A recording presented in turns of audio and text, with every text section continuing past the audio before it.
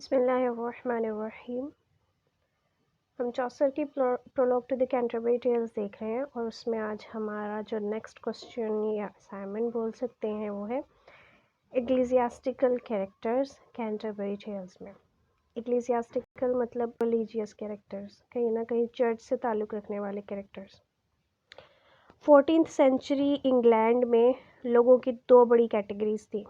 एक थे सेक्युलर यानी कि आम शहरी, और दूसरी थी एक्लीसियास्टिकल कैरेक्टर्स यानी कि एक्लीसियास्टिकल पीपल, ये लोग आप बोल सकते हैं। तो ऐसे कैरेक्टर्स जिनका किसी ना किसी तरह से चर्च से लिंक था उनको हम क्या बोलते हैं, एक्लीसियास्टिकल कैरेक्टर्स। तो 14वीं सदी में इंग्लैंड में चर्च एक डोमिनेंट फोर्स थी लोगों के कामों में, यानी कि चर्च की मर्ज़ी चलती होती थी हर चीज़ में। चौसर ने चर्च की कंडीशन को और इक्लेसियास्टिकल पीपल जो थे अपने टाइम के उसको प्रोलॉग में बहुत अच्छे से बताया है। और एक बात यह है कि 14th सेंचुरी में जो चर्च है और जो चर्च के लोग हैं वो बहुत ज़्यादा करप्ट हो गए थे। अपनी ज़ाती आसाइशात में, पैसे वैसे जोड़ने में, लोगों को लूटने में, इन सारी चीज़ों में उनका ध्यान ज़्यादा हो गया था बनिस्बत इसके कि वो रिलीजियस एक्टिविटीज़ में होते। तो चौसर ने हमें बड़ी क्लियर पिक्चर अपने टाइम की दिखाई है।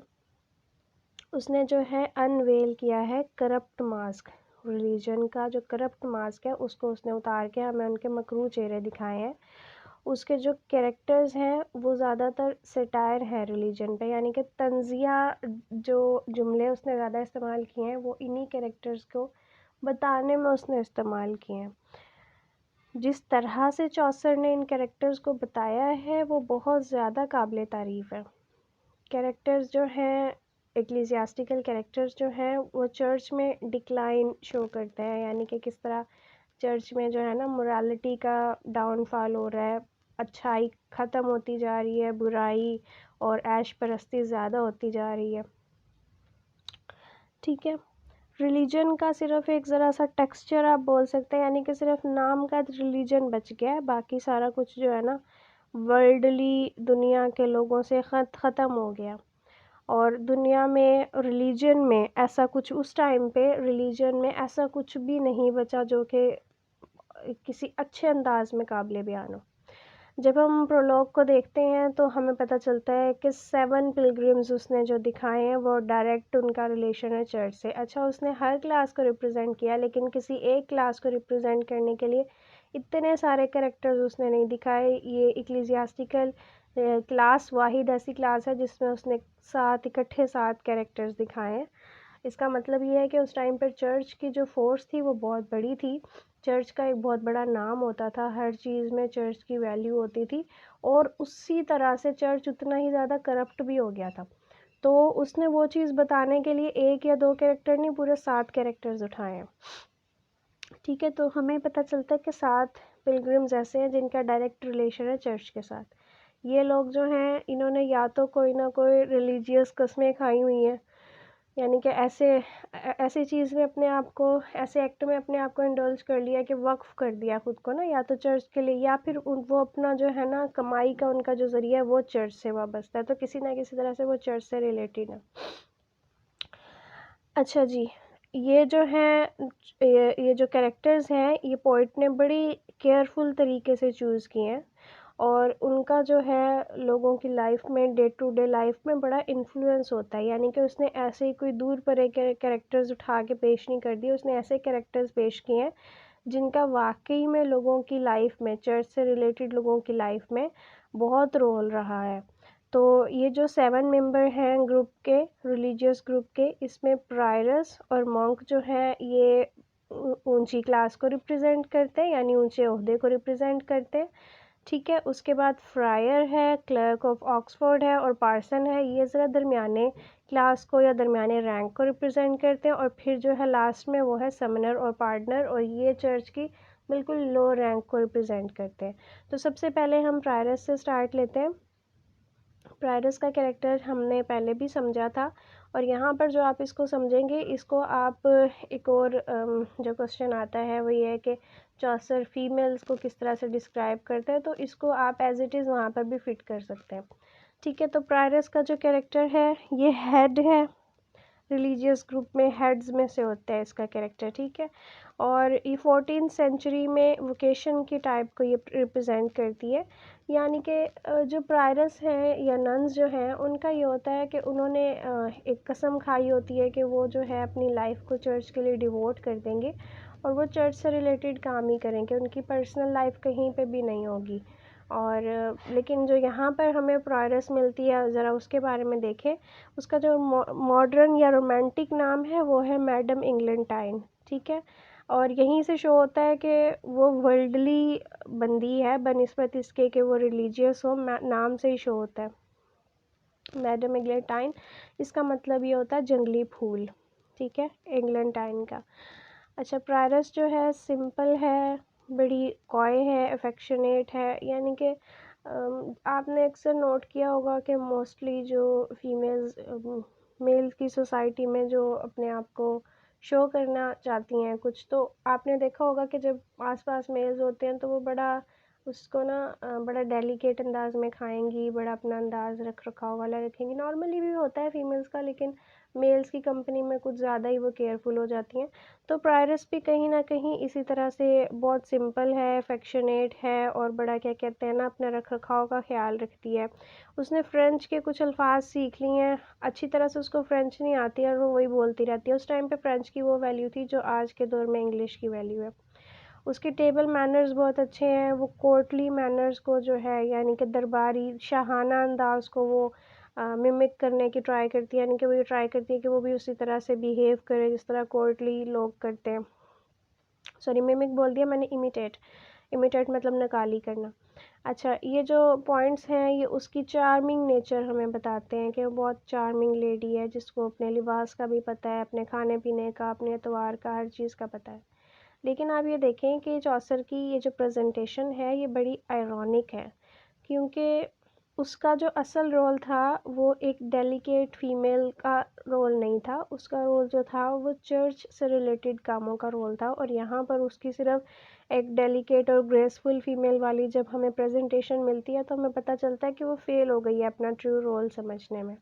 उसने पॉवर्टी की, चैस्टिटी की, उसने गुर्बत में रहने की, उसने अपनी इज़्ज़त को बचा के रखने की, यानी कि होल लाइफ उसने मेल से कोई ताल्लुक़ नहीं रखना उसकी, और चैरिटी करते रहना है, इस चीज़ की उसने कसम खाई है, वो इस चीज़ में चल रही है। लेकिन वो केयरफुल किस में है? सिर्फ अपने कॉस्ट्यूम में, अपनी ज्वेलरी में, अपनी पर्सनल ब्यूटी में, ठीक है। तो यहाँ से हमें पता चलता है कि वो अपने असल रोल से हट गई है। उस कैरेक्टर की जो फनीएस्ट साइड वो हम ये देखें कि उसमें इतनी रहम दिली है कि वो किसी चूहे को कोई ट्रैप हो जाता है या मर जाता है तो वो रोने लग जाती है उनको देख के। लेकिन दूसरी तरफ उसने जो है शिकारी कुत्ते रखे हुए हैं और वो उनको रोस्टेड मीट खिलाती है, तो जाहिर सी बात है अब रोस्टेड मीट भी दूसरे जानवरों का ही होगा ना। तो यहाँ से उसकी जो है ना ये नेचर पता चलती है कि एक तरफ वो कुछ है और दूसरी तरफ वो कुछ है, ठीक है। चौसर ने एक ऐसी लेडी हमारे सामने रिप्रेजेंट की है जिसको ट्रू चैरिटी, लव और मर्सी का जो मतलब है वो उसको वो समझना ही भूल गई है, वो समझ ही नहीं पाई है। एक और चीज़ हम यहाँ पर ऐड कर सकते हैं कि उसने एक पेंडेंट, एक लॉकेट इस तरह का पहना हुआ है जिस पर एमर विंसेंट ओमनिया लिखा हुआ है और जिसका मतलब होता है लव कनकर्स ऑल। तो यहाँ से इसके ऊपर जो लव है ये भी कोई रिलीजियस लव की तरफ इशारा नहीं है, बल्कि ये कोर्टली लव आप कहते हैं शो कर रहा है, यानी कि उसका जो ध्यान था वो बजाय चर्च के हर चीज़ में था। तो ये उसका प्रायरस का कैरेक्टर इस तरह से उसने बताया। अब अगला जो कैरेक्टर हमारे पास आ जाता है वो है मॉन्क का। मॉन्क भी क्या कहते हैं चर्च के जो कैरेक्टर्स हैं उसमें फर्स्ट रैंक में आता है। वर्ल्डली बंदा है, अपनी जो रिलीजियस उसने जो प्रोमिसेस किए हुए हैं उनसे बिल्कुल उल्टा रह के चलता है। उसका जो पैशन है वो है कि वो शिकार करे और वो खुश रहे। उसने कभी काम नहीं करना है, उसने पढ़ाई भी नहीं करनी है। मॉन्क्स का काम ये होता है कि वो बैठ के चर्च में स्टडीज़ वगैरह करें, रिलीजियस बुक्स को, बाइबल वगैरह को। और वो जो है पुराने रूल्स पे भी बिलीव नहीं करता कि मॉन्क को अपने लिमिट में, अपने जो उसका एक दायरा है उसमें रहना चाहिए, नॉर्मल से कपड़े पहनने चाहिए, अपने काम में रहना चाहिए, बल्कि वो उन जो रूल्स हैं उनका मजाक उड़ाता है। सेंट्स के बताए हुए जो रूल्स हैं वो उनको भी फॉलो नहीं करता, ठीक है। उसको एक फैशनेबल और फैशनेबल ड्रेसेस का शौक़ है, उसको एक बड़ी खुशहाल ज़िंदगी का शौक़ है।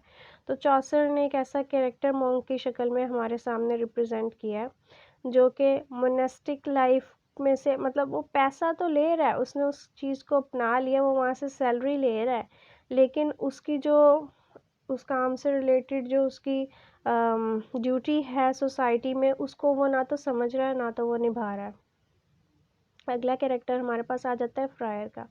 ये अभी हमने जब रैंकिंग की बात की थी तो ये मिडिल रैंक में आता है। चौसर का जो फ्रायर है ये बड़ा जॉली फेलो है, ठीक है, गाने वाने गाता रहता है, हंसता हंसाता रहता है, ठीक है। उसने बेगिंग के राइट एक पर्टिकुलर एरिया में हासिल किए। फ्रायर ऐसे पेशावर भिखारी को कहते हैं जिनको चर्च की तरफ से अलाउ हुआ होता है कि आप इस पर्टिकुलर एरिया में रहकर भीख मांग सकते हैं। तो फ्रायर्स के ना 4 ऑर्डर्स होते हैं, 4 तरह की क्लासेस होती हैं। तो चौसर ने यहाँ पर आयरॉनिकली बताया है कि फ्रायर के जो चारों तरह के ऑर्डर्स हैं बेगिंग के, उसमें इससे ज़्यादा अच्छा भिखारी कोई है ही नहीं, क्योंकि ये इतनी इसकी उम्दा स्पीच होती है, ये इतनी चिकनी चुपड़ी बातें करता है कि ये हर बंदे से पैसे निकलवा लेता है। बड़ा रख रखाव वाला है और उसका जो ताल्लुक़ है वो फ्रैंकलिन्स के साथ और अमीर औरतों के साथ है, बाहर के लोगों के साथ है, ठीक है, और फीमेल्स के साथ ताल्लुकात रखता है। फिर जब वो उसका दिल भर जाता है फिर अपना पैसा लगा के उनकी शादियां करवा देता है, ठीक है। गरीबों के साथ उसने कोई ताल्लुक़ नहीं रखा हुआ।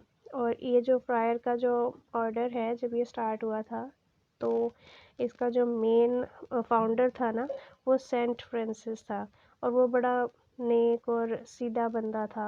मतलब ये कि ना, जैसे आप कह सकते हैं कि प्योर क्वालिटीज़ वाला, प्योर पॉजिटिव क्वालिटीज़ वाला, लेकिन ये उससे बिल्कुल ऑपोजिट है, फ्लैशली है, क्यूनिंग है, दुनिया में लगा हुआ है, बहुत ज़्यादा चक्कर देने वाला है लोगों को, ठीक है। और उसका ये मानना है कि अगर आपने गुनाह कर लिया तो बजाय इसके कि आप रोने धोने लग जाओ, आप जो है ना पैसे दिल खोल के दे दिया करो भिखारियों को, फ्रायर्स को, और आपकी ना बख्शिश हो जाएगी। अगला जो कैरेक्टर है वो हमारे पास है समनर का। समनर और पार्टनर जो हैं ये माइनर कैरेक्टर्स हैं चर्च के।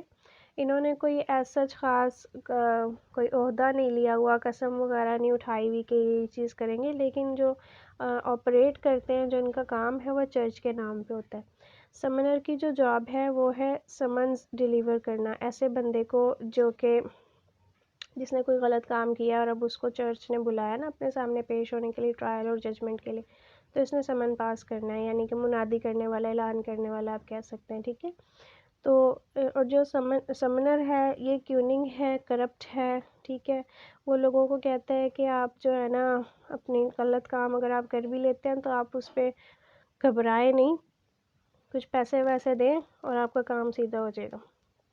अपनी पर्सनल लाइफ में उसने एक मिस्ट्रेस रखी हुई है, ठीक है, और हमेशा वो वाइन पीता रहता है, और उसके फेस से भी हमें उसकी नेचर पता चलती है, फुल ऑफ पिंपल्स है जिसको कोई मेडिसिन क्योर नहीं कर सकती। और एक और कैरेक्टर इसका ये बताया था कि ये वाइन के लिए ना अपने जो घर की फीमेल्स हैं उनको का ऐसे दे सकता है, गिरवी रखवा सकता है, सिर्फ इतना ये अजीब सा बंदा है, ठीक है। तो ये हो गया समनर का कैरेक्टर। अब आगे आ जाता है हमारे पास पार्टनर का। पार्टनर जो है ये समनर का ही दोस्त है, ये लव सॉन्ग गाता रहता है, फैशनेबल बंदा है, और ये हुड वगैरह नहीं पहनता। इसकी जो आंखें हैं वो हमें खरगोश जैसी आंखें लगती हैं, ठीक है। इसने अपने पास ना ऐसे फेक चीज़ें रखी हुई हैं कि ये फेक तबरुकात रखे हुए हैं, और फेक माफ़ीनामे रखे हुए हैं, और उनको ये जो है ना पैसे लेके तो बेचता रहता है, हालांकि वो रियल नहीं है, ठीक है। आगे आ जाता है हमारे पास क्लर्क ऑफ ऑक्सफोर्ड। तो ये जो मेन हमने 3 के एक्लीसियास्टिकल कैरेक्टर्स देखे, ये जो क्लासेस देखी, करप्ट थे सारे के सारे, लेकिन चौसर ने सिर्फ हमें सोसाइटी की एक नेगेटिव रूप नहीं दिखाया, बल्कि उसका पॉजिटिव साइड भी हमें दिखाई है। तो चौसर ने आइडियल कैरेक्टर्स भी दिखाए हैं। किस तरह से 2 आइडियल कैरेक्टर्स उसने दिखाए हैं हमें चर्च में, क्लर्क ऑफ ऑक्सफोर्ड और पार्सन। जो क्लर्क ऑफ ऑक्सफोर्ड है वो एक आइडियल स्कॉलर है, ठीक है।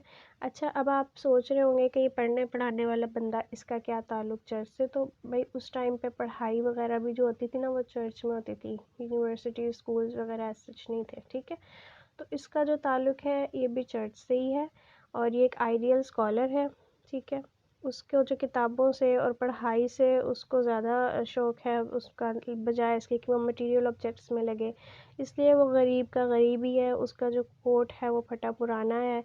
वो फाइनेंशियल हेल्प उसको जो मिलती है अपने दोस्तों से, उसको भी वो किताबों में और लर्निंग में ही खर्च कर देता है, और जवाब में वो उनको दिल खोल के दुआएं देता है, बड़ी खुशी से सीखता है और सिखाता है, ठीक है। तो ये एक अच्छा कैरेक्टर है। या तो ये बोलता नहीं है, लेकिन जब बोलता है तो बहुत अच्छा बोलता है, सोच समझ के बोलता है। इसके बाद आ जाता है हमारे पास पार्सन। पार्सन जो है ये भी नेक कैरेक्टर है, ठीक है। बाकी जो करप्ट क्लास है उससे ये कंट्रास्ट में दिखाया गया है। ये एक ऐसा स्कॉलर है जो कि क्रिश्चियनिटी की तबलीग करता है बहुत डिवोटेड होके, ठीक है। ये थॉट और एक्शन दोनों का बंदा है, यानी कि ये अच्छी सोच रखने वाला भी है और ये अमल पे भी यकीन रखता है।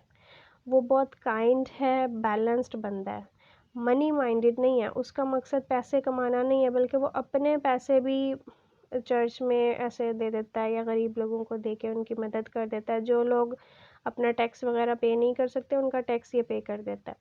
कंटेंटेड है, जितना मिला है उसको वो उसमें खुश है, ठीक है। उसका जो इलाका है वो काफ़ी बड़ा है, लेकिन बजाय इसके कि वो अपनी ज़ाती चीज़ों में लगे, वो लोगों के लिए पहुंचता है। जब भी उसको किसी को भी उसकी ज़रूरत होती है वो वहाँ पर पहुंचता है। वो तबलीग करने के लिए भी जाता है, चाहे बारिश हो, आंधी हो, तूफ़ान हो, उसको किसी चीज़ की परवाह नहीं है, वो दूर दूर तक जाता है। वो अपने आप को ना एक ऐसा चरवाहा मानता है कि जिसके फॉलोअर्स जो है ना उनकी प्रोटेक्शन उसका काम है। जिस तरह भेड़ों को, बकरियों को चराने वाला चरवाहा होता है, उसने उनको हाँक के लेके जाना है, तो उनको किसी मुश्किल में, ख़तरे में नहीं पड़ने देना। तो सेम ये अपने लिए सोच रखता है कि जो मेरे फॉलोअर्स हैं, जो पैरिशनर्स हैं, उनको जन्नत में लेके जाना है हाँक के, ठीक है। दूसरे क्लर्जीमैन की तरह ये सेंट पॉल पे नहीं जाता है प्राइवेट मासेस ऑफ़र करने के लिए, पैसे के लिए। यानी कि ऐसा कोई भी काम नहीं करता है जिससे ये कि ना इसको पैसा मिले या कुछ और। इसमें पैसे की लालच नहीं है। इसको ये है कि मैं ना अपना जो लोगों को एक सही तरह से ना टीचिंग कर दूँ, ठीक है। ये गुनाह से नफ़रत करता है, इंसान से नफ़रत नहीं करता।